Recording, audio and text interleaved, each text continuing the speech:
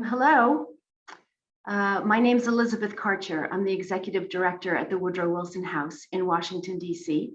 It's my pleasure to welcome you to Tuesday's Lunch and Learn, noon on Zoom. Today we have an amazing speaker on the women's vote and the suffrage movement.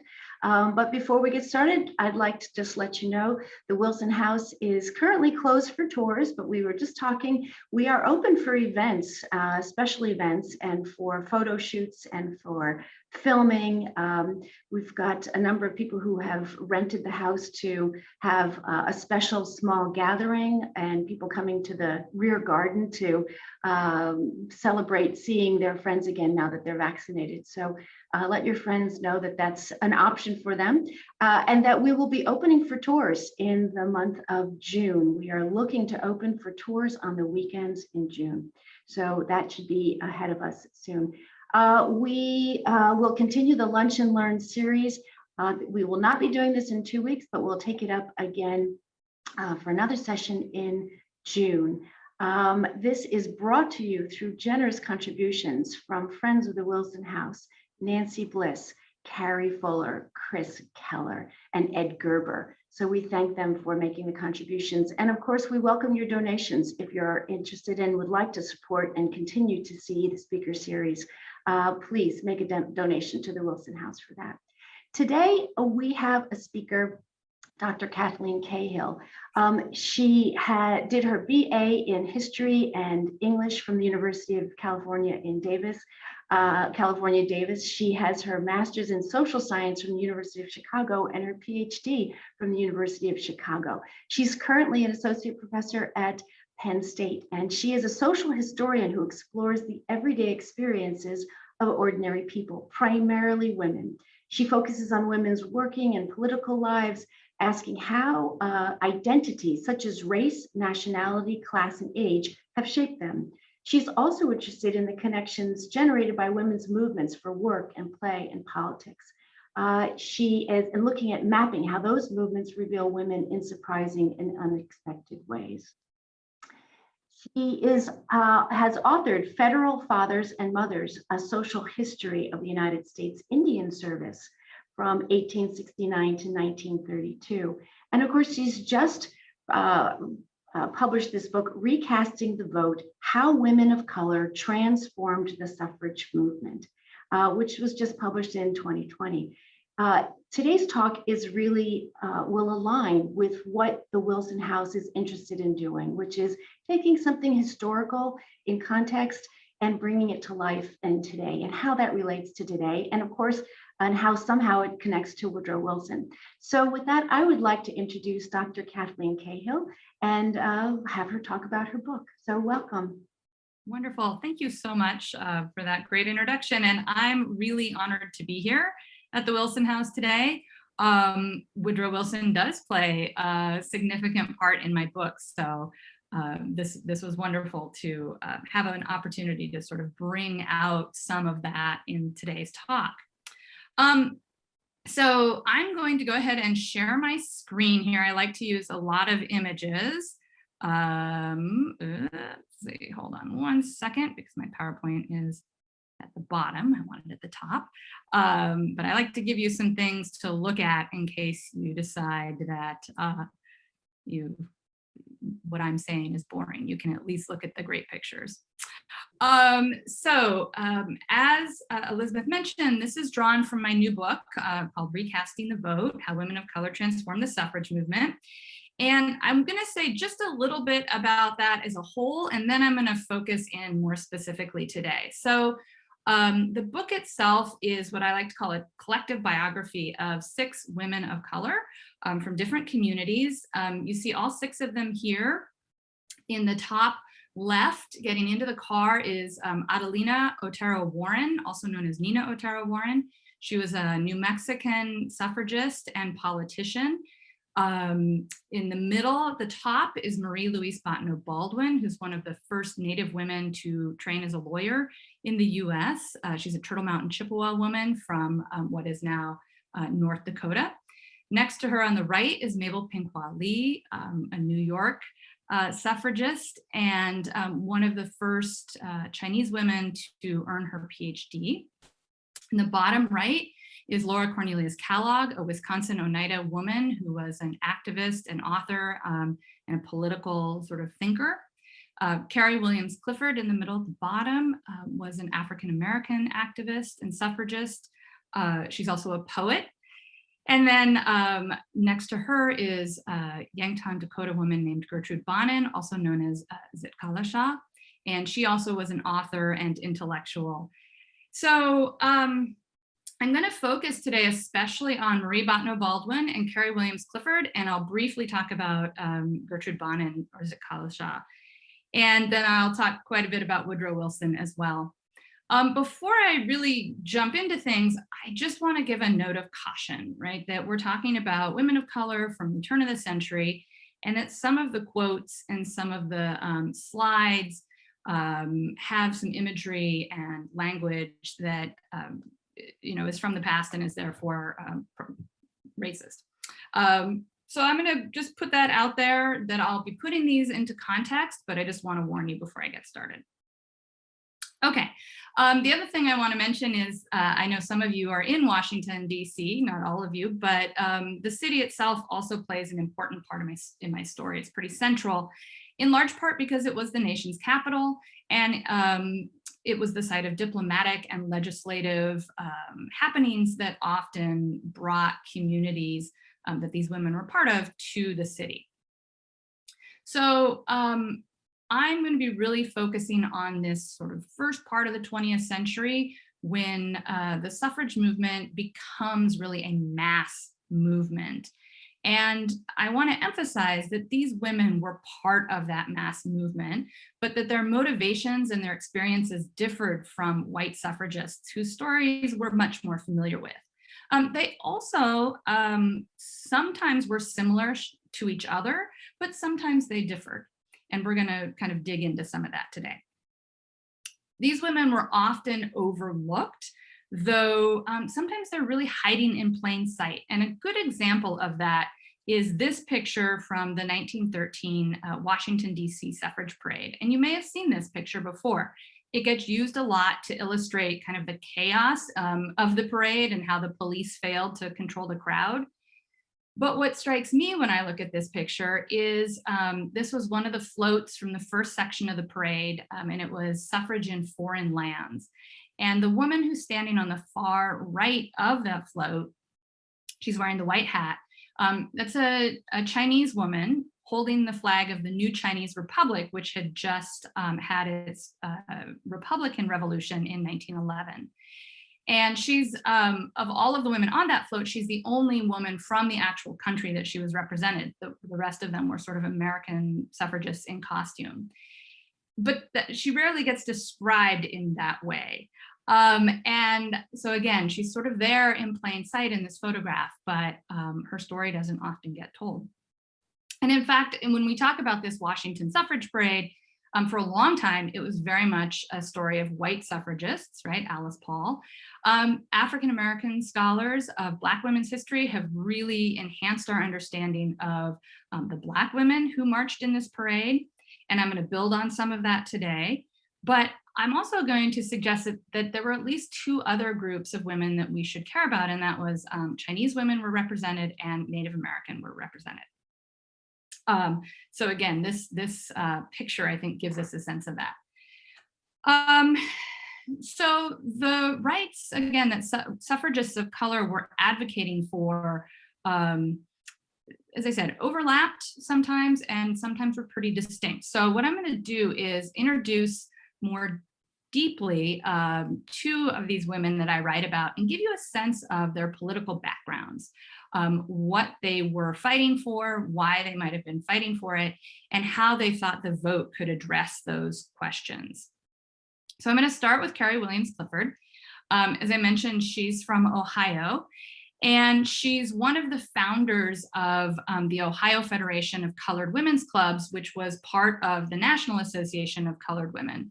And this was a major kind of umbrella organization of Black women's activism And it's where a lot of Black women's suffrage activism occurred. And she's here with Harriet Price, who helped her found this. She was married to a man named William Clifford, who served 2 terms in the Ohio State Legislature and was an active Republican politician. And in 1907, he actually gets sort of a patronage position in the Treasury Department in Washington, D.C. And so they move to the city. And she continues her political work in Washington. So she continues to be involved with the National Association of Colored Women's Clubs. And she was very interested in sort of children, Black children, welfare, questions of temperance, literature. But she's also very interested in civil rights activism as well. She's a fierce advocate against Jim Crow, and especially Jim Crow car laws that forced African Americans to sit in segregated cars. She joins W.E.B. Du Bois's early civil rights group, the Niagara Movement. And then in 1912, she helps found Washington, D.C.'s NAACP branch. And it's right around 1911, 1912 that she starts giving very explicit women's suffrage talks in Washington and in New York. The other place she put most of her political energy is in something that I want to talk a little bit in detail about. She used her literary talents and her pen to write back against the growing historical revisionism of Southern white authors who were at this moment really generating that myth of the antebellum South. Historian David Blight calls it the myth of Moonlight and Magnolias, also the lost cause, this kind of romanticized vision of slavery as a harmonious system that benefited African Americans, that the Civil War disrupted this and was bad as a result. These are authors like Thomas Nelson Page and Thomas Dixon. And of course, Thomas Dixon was the author of The Klansman, which is the book that the movie A Birth of a Nation was based on. And of course, white women are part of this myth making as well. The Daughters of the Confederacy, right, are helping to erect Confederate statues, rename highways to things like the Lee Highway and make it a national highway. Holding essay contests for school children, right, and really generating this. So Carrie Clifford and other Black women really reject this vision of history and fought against it, but they had a hard time getting their voices heard in mainstream publications.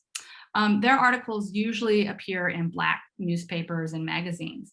But in 1906, there was a really horrible urban massacre. It used to be called the Atlanta Race Riots, now called the Atlanta Massacre, in which white Atlantans attacked the Black neighborhood in that city and wrought enormous property damage, killed several people, and it became national and even international news.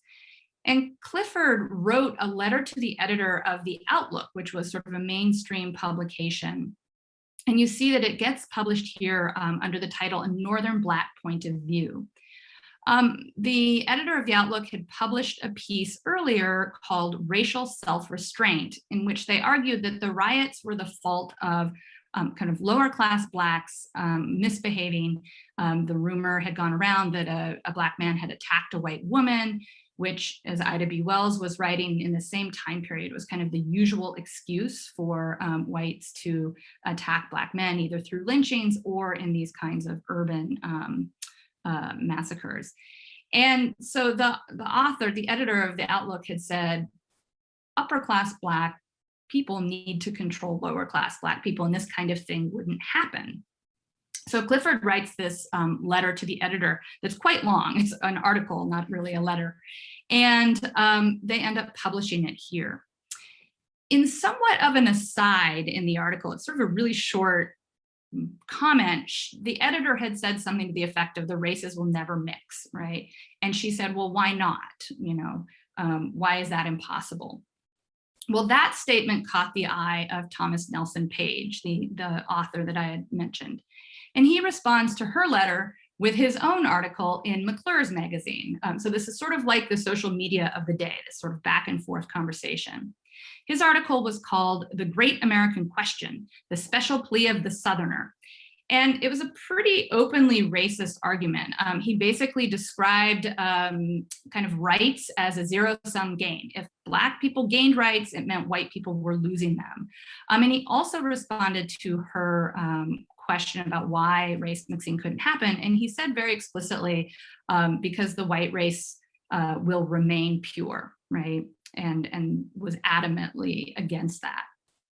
So she responds again, but she can't get her article, seems like she can't get it published in a mainstream outlet. She publishes it in the journal called The Colored American.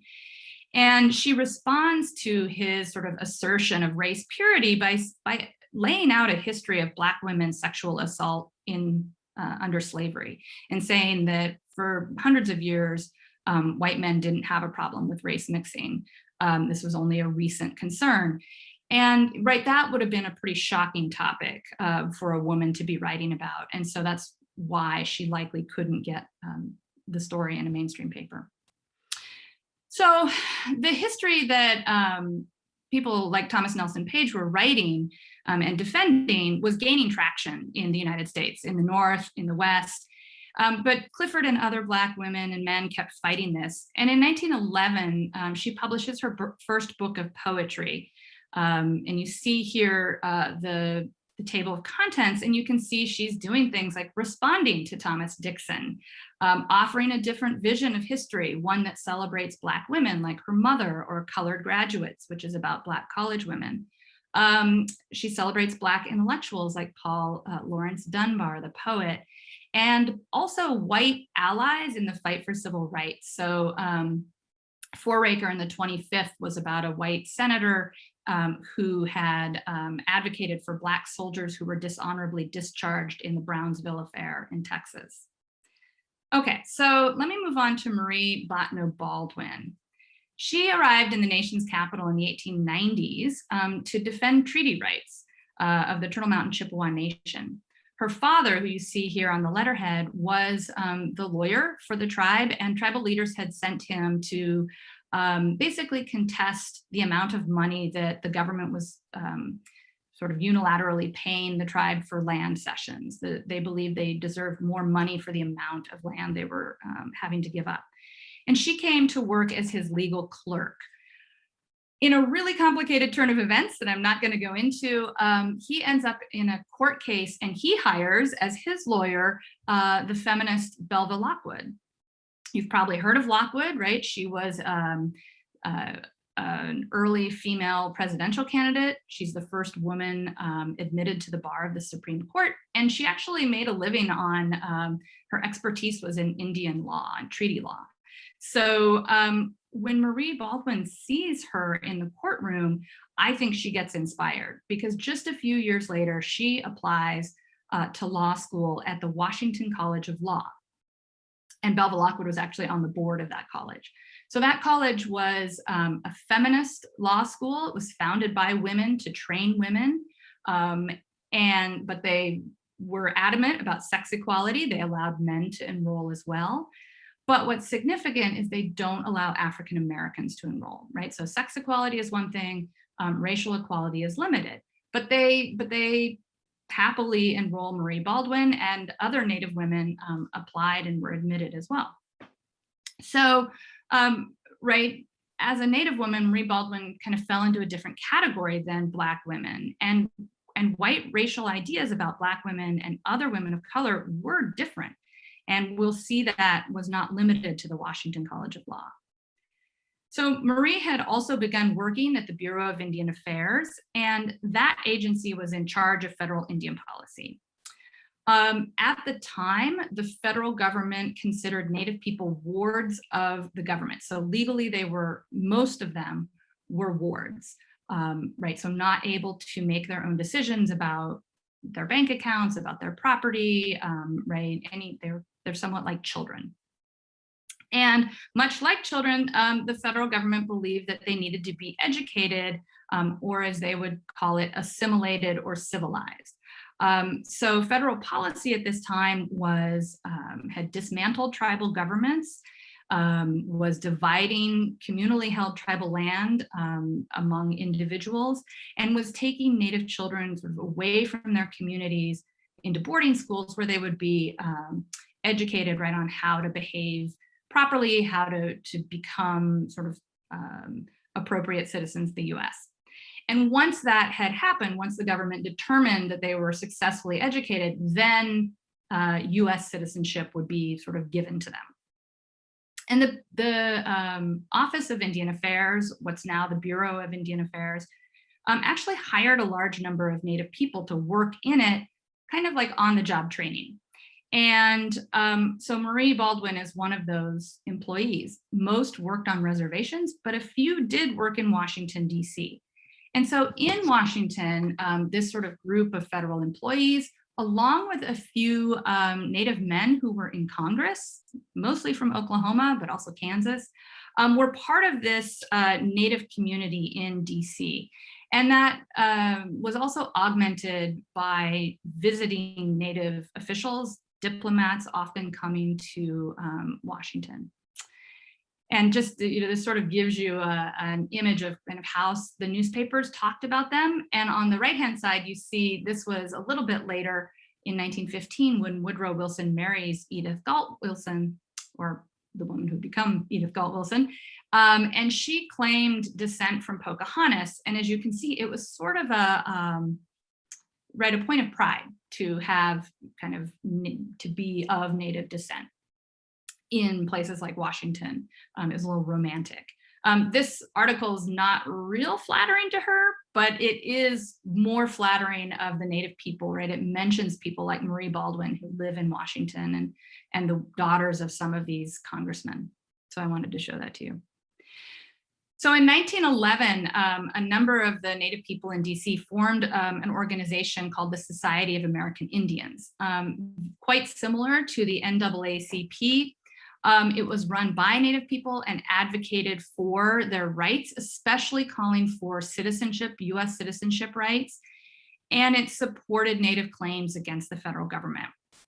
The other big project that they have, you can see in the cartoon, is to emphasize that Native people were modern people, right? They could be modern, that the stereotypes of them were wrong. And they were really trying to counter those kinds of stereotypes of Native people as primitive and backwards and disappearing, which was the major kind of idea about Native people. Marie Baldwin helps found it. She's becomes the treasurer. She's on the far right side, if you can see of that banquet image. And so her participation in the Society of American Indians and the Washington College of Law, right, the feminist school, really helped shape her politics. And she often brought these together. So for example, when she was interviewed about being in the law school, she would talk about, the rights that Native people had in their traditional societies that white women did not have, right? So she and other Native women would emphasize their political power in traditional societies. She also talked about how all women should get a law degree, but that it was particularly important for Native women because, she said, for a race whose land and property of other kinds is so valuable, it is all important. So in 1913, when Alice Paul was planning that parade in Washington, as you know, at the Wilson House, that she plans it for the day before Woodrow Wilson's inauguration, kind of capitalizing on all the reporters and people who would be in the nation's capital and hoping to kind of upstage him a little bit. Now, all of the women that I've just been talking about, or the two women, were involved in conversations about the planning of this parade. So we know, and you probably know, that Alice Paul was reluctant to include Black women in the parade, in part as the strategy to kind of win over Southern white politicians. And so this card I'm about to show you is from 1916, but I think it's really relevant. And again, it's a little tough one to see. But we know that, and Alice Paul knew, that a lot of the resistance to women's suffrage in the South was because of anti-Blackness, right? That it would bring up the question of why the 15th Amendment wasn't being upheld and Black men were disenfranchised, and a fear that Black women would sort of increase the number of Black voters. So Alice Paul really tries to keep Black women from being in the parade. They had approached her, asked her if they could participate, women from Howard University in particular. And at first she ignores them. And then she finally says, well, you can march in the back. This is something they refuse. They refuse to participate in a segregated parade.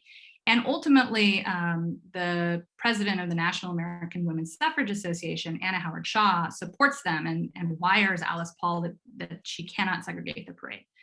So Black women then take their places throughout the parade where they wanted to be, some with certain professions, some with certain states. Again, famously, the members of the Delta Sigma Theta sororities use the parade as their first public act as a sorority. And we know where a lot of the women marched because Carrie Williams Clifford writes an article for The Crisis where she names about 32 Black women and tells us exactly where they marched. And this is, of course, a famous picture of Ida B. Wells marching with the Illinois group. So in contrast to this sort of resistance to Black women, Native women and Chinese women were treated really differently by planners. So the planners actually asked Marie Bottineau Baldwin to make a float. They wanted her float to sort of highlight, again, Native women's sort of matriarchal traditions, which was something white suffragists were interested in, this kind of Native foremothers who would kind of had these rights that white women were fighting for. And they're fascinated by this idea. And so they asked her to create a float, and she ultimately declines, partly because she's very busy, she's working full time, she's in law school, but also because, as we know from her activism in the Society of American Indians, she wanted to emphasize this sort of modern Native identity. So instead of the picture on the left, which the press circulated when they thought, right, she was going to make a float, which looks right like an Indian, she marched in her law school regalia with the other lawyers, as the picture on the right would suggest. And likewise, when putting together the first section of the parade, Women of Foreign Lands, as we saw, planners asked a Chinese woman to be on the float. We don't know a lot about that woman. Newspapers said she was possibly a student at Georgetown University, which makes sense because there actually were Chinese women college students who were involved in the suffrage fight. And I can talk a little bit more about them in the questions. So these non-Black women of color, so Native women and Chinese women, often understood America's racial hierarchies really clearly, and they sometimes sought to distance themselves from African Americans as a way of gaining rights. And this becomes really clear during Woodrow Wilson's administration as Jim Crow really kind of becomes national. That project that those authors were pushing is successful. So I'm going to talk a little bit about how Wilson's administration kind of treated African Americans and Native people differently. So to chair his inauguration committee, he actually chose Thomas Nelson Page, who was the author that Clifford had sort of tangled with a few years earlier. And he ultimately appoints Page as ambassador to Italy. So this right away doesn't bode well for African Americans. Eric Yellen has demonstrated in his book, Racism in the Civil Service, that Wilson's cabinet immediately began to pressure him to segregate the spaces of Washington, D.C.'s government offices. So, right, segregating bathrooms, segregating cafeterias, putting up curtains between Black and white employees. And a lot of this was driven by fear that Black men and white women were working together in these spaces, right? And this impacts Black employees right away. And in fact, Carrie Williams Clifford's husband in July of 1913 sees his salary cut from $1,600 a year to $1,400 a year. and most of his file is missing, so I don't know the specific reasons, but it lines up with these sort of efforts to segregate and push African Americans out of the civil service. In one particular case, we see Wilson actually replacing an African American with a Native man. The Registrar of the Treasury was a patronage position that under Republican presidents had always gone to an African American man. It paid well, and it was symbolically really important because their signature was on all federal bills. And you can see here that Wilson had initially appointed a Black Democrat from Oklahoma, but there was a great deal of sort of outcry about this, and he withdraws it and then appoints Gabe Parker, who's a Choctaw man from Oklahoma. Marie Baldwin's really good friends with Parker. She also lives in Washington, and she's seen these spaces in her workplace being segregated. And she might have worried about her position, right? She is not a white woman. Everybody knows she's Native. She's been in the newspapers. And she kind of goes on the offensive, and she actually tries to get a Black doctor who is an employee in the Indian Service named Edward Davis fired. And she writes to officers in the Society of American Indians, kind of using these white supremacist ideas about how Black men are dangerous to not just white women, but to Native women. And so he should be fired. He doesn't seem to have done anything. It's just she kind of, I think, uses him to shore up her own position, because she's not renouncing her Native heritage. The other thing the Wilson administration did was require that applicants in the civil service have a photograph with their application. And again, this was meant to try to keep African Americans out so they could be visually identified when they applied. And so when she's asked to put in a photograph, she has a variety of photographs to choose from, as you can see here. But instead of using the one on the right, she puts the one on the left into her personnel file. And I think that's a real sort of deliberate choice to emphasize her Native heritage. But she's also really drawing a distinction between Native people and African American people. So she continues her work at the SAI, and they see Woodrow Wilson as a potential ally in their quest for citizenship rights. And in 1914, she's part of a group for the SAI that goes to the Oval Office and petitions the president to support citizenship legislation and legislation to create a claims commission. This is facilitated by Gabe Parker, right, who is the Registrar of the Treasury. And she was chair of the SAI Executive Committee, so she influences the petition. We also know she influenced it because she, in 1914, was writing a master's thesis at the Washington College of Law, and her thesis, which is called "The Need for a Change in the Legal Status of the North American Indian in the United States," shares some language with the petition. In particular, she argued that the legal status of Native people in the US was one of, quote, chaos and confusion, and that legislation needed to address this, right? It needed to kind of rationalize it and make everyone a citizen, make it fair. But, and she's not alone in this argument, this doesn't mean that Native people were giving up their claims, especially to their land and their treaty rights. And like many Native intellectuals, she believed that instead of this like all or nothing that the federal government was advocating for, you were either a US citizen or you were not eligible and you were a legal ward, that Native people could be both, right? Almost a dual citizenship.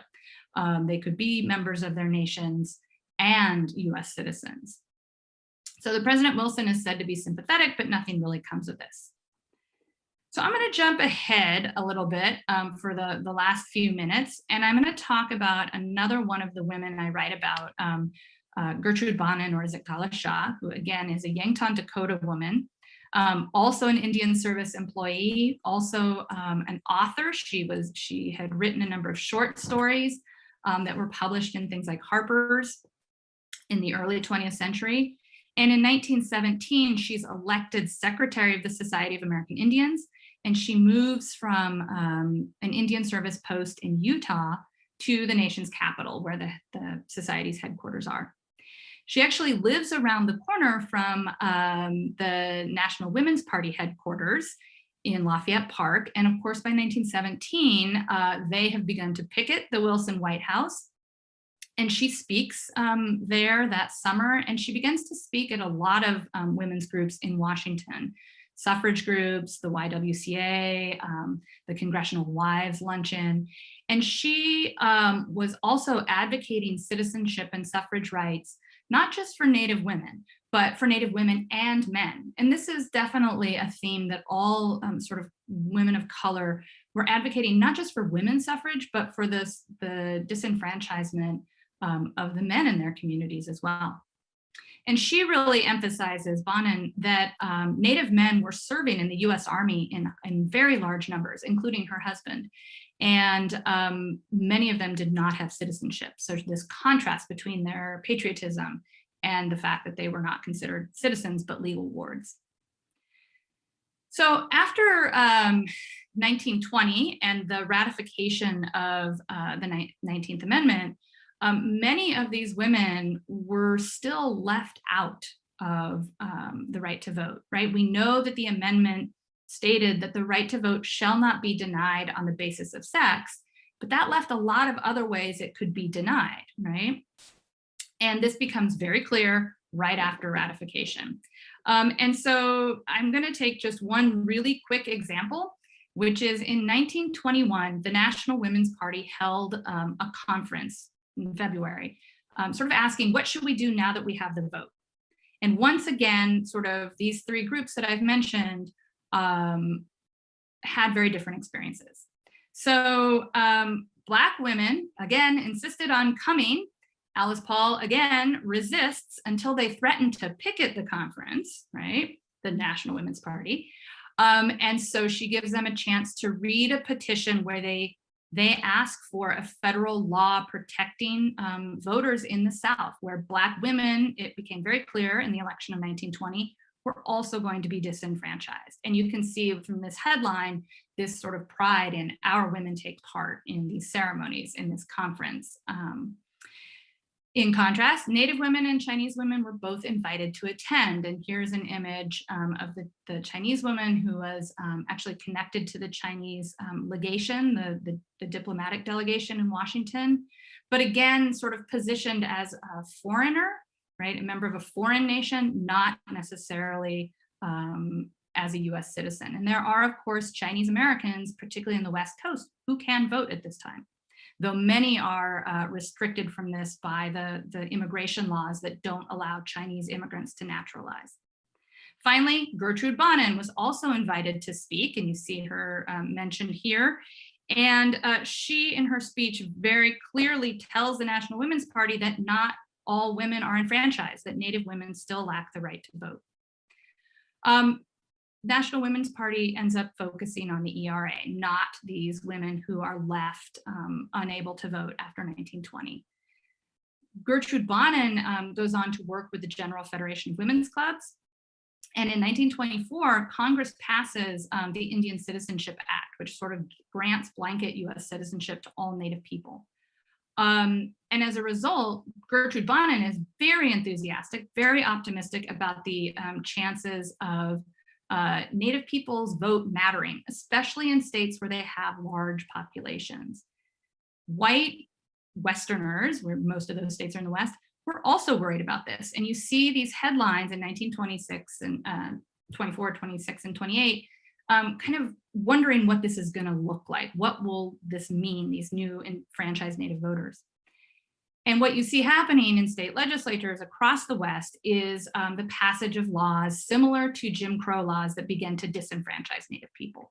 So literacy clauses, understanding clauses, voter registration issues that make it hard for Native people. Also, in some states, living on a reservation, despite the Citizenship Act, was seen as disenfranchising, as disqualifying. So New Mexico and Arizona, for example, say that Native people continue to be wards if they live on reservations. So for African Americans and Native Americans, and for many Asian Americans, the fight continues until the Voting Rights Act and its sort of amendments. So not until the 1960s and 70s are some of these communities fully enfranchised. And of course, if you've been watching the news, right, these struggles continue with us today. So while on one hand, I want to end on sort of an up note, this year, 2021, we saw the first Native woman elected to Congress become the first Native woman become the Secretary of Department of the Interior, Deb Haaland, and she's sworn in by, right, our first female vice president, who's also the first African-American and first Asian American in that position. And I want to suggest that they're sort of the culmination of some of these histories that I've been writing about, but that the fight still continues. So I'll pause there, and I'm happy to take questions. I see that there's a lot of chat activities, so there may be a lot of questions. And so I look forward to answering them. Thank you, Dr. Cahill. That was terrific. What I love about these talks is I learn something new each time I have a speaker come. I learn something that I didn't learn in school, and so I really appreciate that. We do have some chats, if you can see them, or I can read some of them. One of them, I'm just looking backwards. Most recently, ward status was also similar to the position of married women in those days. Weren't the 1920s the point at which Native American demographics reached their nadir? Yes, so absolutely, right. And part of, so when Native women would get up in front of these audiences, both Gertrude Bonin and Marie Baldwin, they would talk about the real devastation that Native communities face, right? Horrible poverty, really awful health conditions.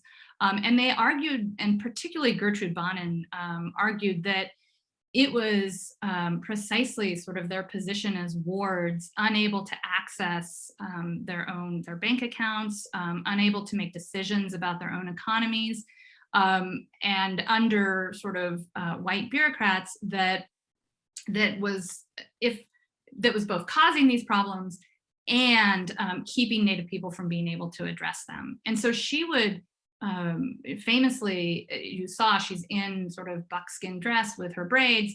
On one hand, kind of that made her really of interest to white audiences, but she would always talk about what she called the Indians of today, and really bring these kind of concerns about, especially as you say, healthcare, just drastic population collapse, and poverty on the reservations, and call for change, and really trying to get white women sympathetic, right? Because these were issues that white reformers were concerned about in urban areas, right? Or maternal health. I mean, these are, she was trying to show these are shared concerns that, we all kind of can come together around. And the General Federation of Women's Clubs does really kind of pick up on that. Mm-hmm. What inspired you to do this research? So I came across Marie Baldwin when I was writing my first book about the employees of the Indian Service, and I sort of found out she was in the parade, and it didn't fit into that book. And then I was teaching at the University of New Mexico. I taught there for 13 years, and I knew that the suffrage centennial was coming up, and I knew that the story tended to be one that focused on the East, and that tended to focus mostly on white suffragists, sometimes African-American suffragists. But in the West and in New Mexico, I knew that there were so many other kind of groups of women, and I wanted their stories to be part of this suffrage celebration in 2020. And so I ended up thinking I was just going to write about Marie Baldwin, and it kind of snowballed from there. That's great, thank you. A question came in from Cara, and she says, thanks so much, very interesting. Were there any differences among Native women activists depending on their tribal affiliation, perhaps Western reservation based via Eastern without a reservation, or those in the South? Can you talk a little bit about that?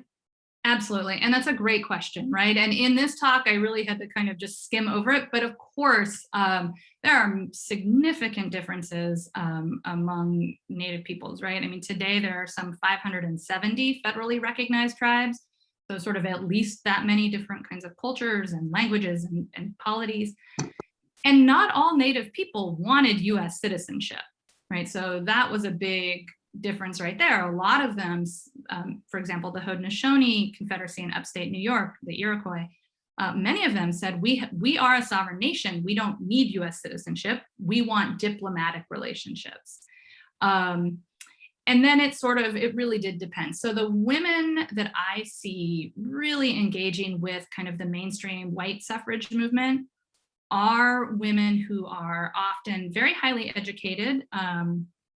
Marie Baldwin and Gertrude Bonin both sort of went to college, for example, and educated in the Western sense. They often did not live full-time on their reservation communities, right? Baldwin lives in DC. Bonin kind of moves throughout the Indian service. And then the Society of American Indians really saw itself as connecting across what the scholars have called it a pan-Indian group, right? So across these tribal differences. And that meant that they did tend to focus on US citizenship. There are absolutely other activists at the time who are focusing much more on kind of within their own communities and their own tribal politics, or kind of as members of a tribal nation and those kind of diplomatic relations. And in the book, I use Laura Cornelius Kellogg to talk about that a little bit, because she starts out very similar to Bonin and Baldwin. She's in the Society of American Indians, but she kind of moves away and moves even away from kind of suffrage toward bringing legal legal claims, lawsuits for lost Oneida land in New York. So there are definitely multiple strategies, and and Native people are certainly not unified across, they're not unified.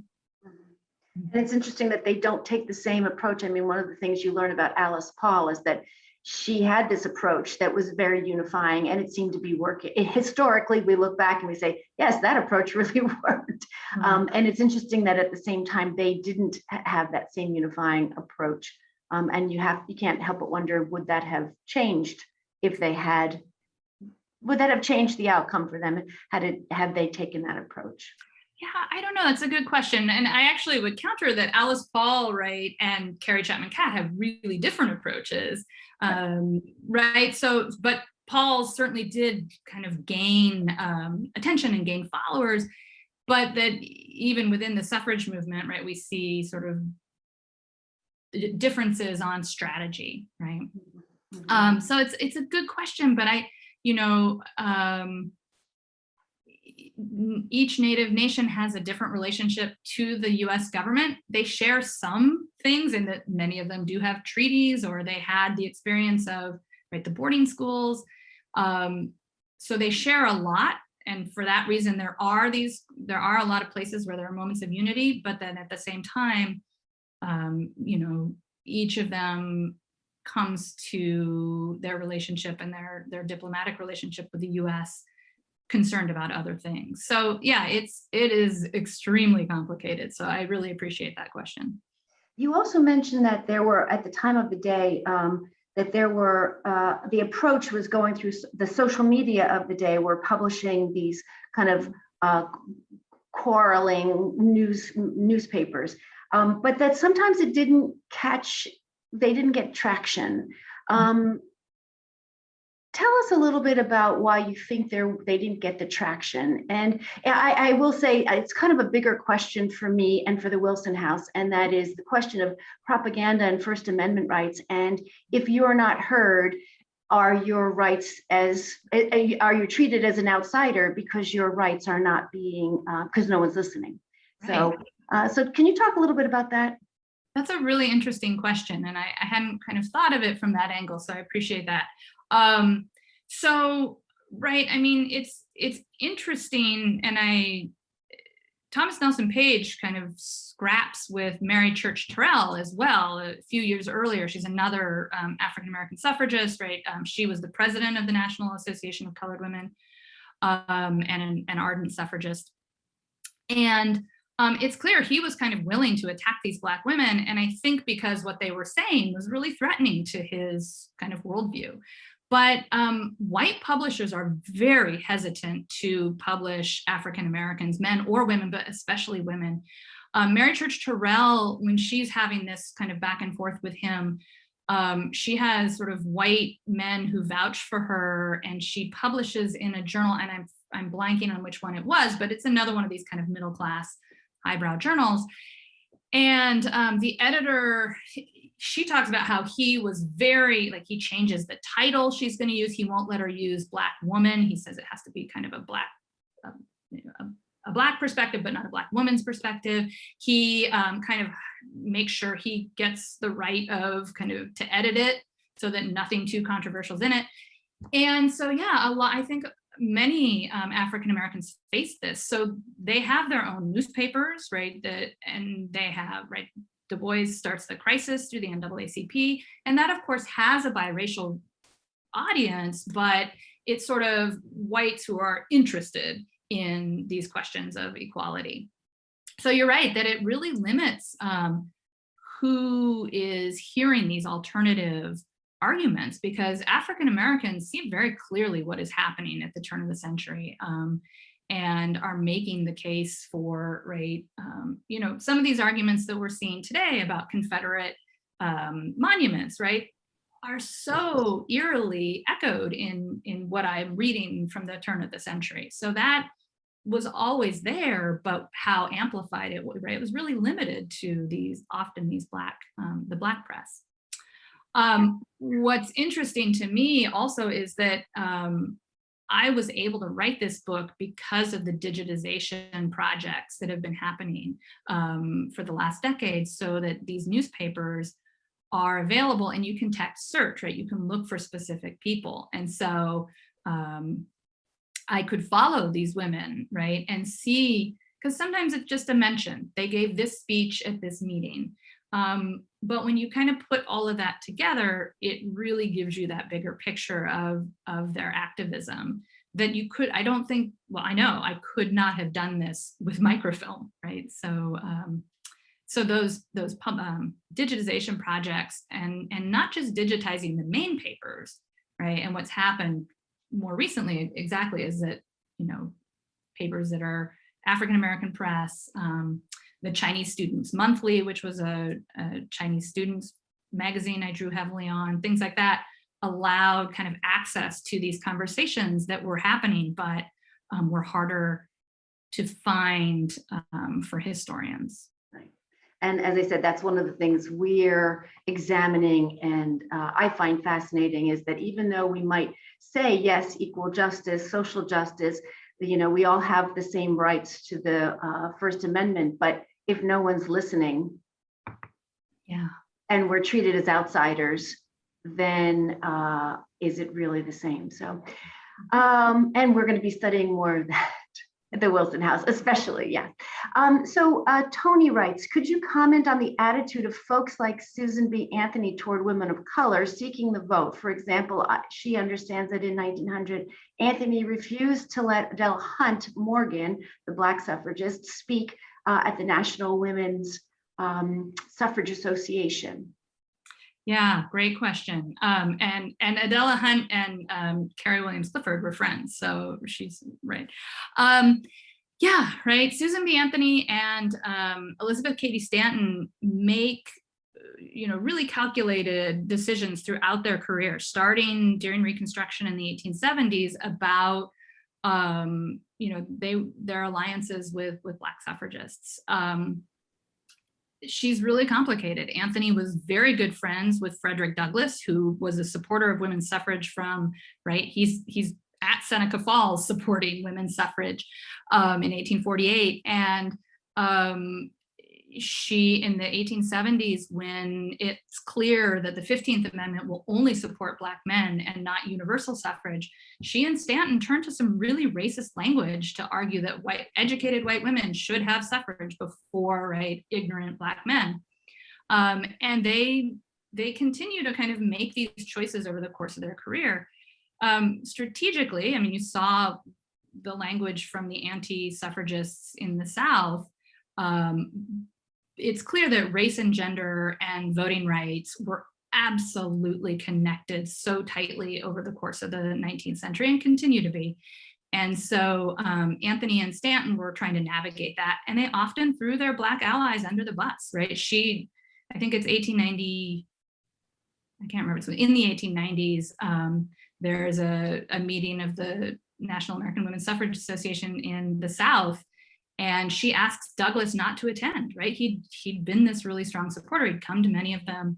And she says, you can't come because, right, we don't want to raise the question of the color line.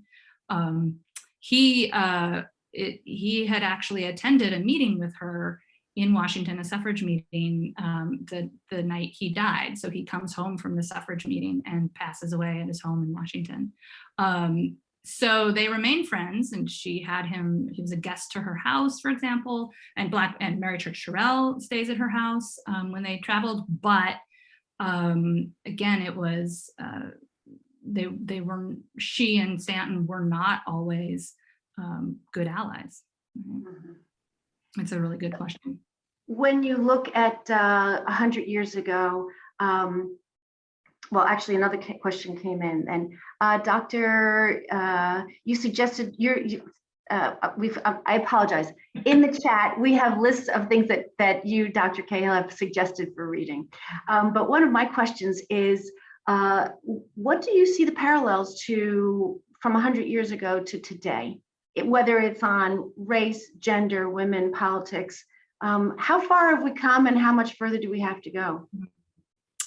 Well, I mean, one thing that I definitely, as I said, I see so many of the echoes in our current debates that again, were questions that Americans were addressing at the turn of the century. And so I think we have these ideas of like progress is always upward, right? Women won the right to vote in 1920, and then that's been it. But no, what we see is that these things were really heavily contested. And some of those questions are still being contested today, right? Especially, I think, around the question of voting rights. And that voting rights are never just about sort of the right to vote.